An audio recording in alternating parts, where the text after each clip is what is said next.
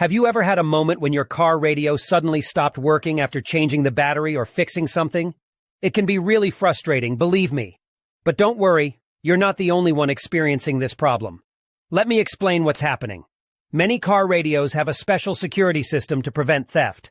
It's a clever feature, but sometimes it can accidentally lock you out of your own radio. But guess what? We've got a simple solution for you. In today's video, we're going to show you how to unlock your car radio and get your stereo working again. The best part is, you don't need to know a lot about technology or spend any money to do it. That's right. This method is completely free and anyone can do it. So let's get started and fix your car radio together. So the next step is to access the following website, where you can retrieve the unlock code for your car radio. You can retrieve your radio code for free through a simple procedure, but in order to get it, you need to find the VIN number of your car. To find the VIN number of your car, simply look for the corresponding boxes on the vehicle registration and licensing certificate.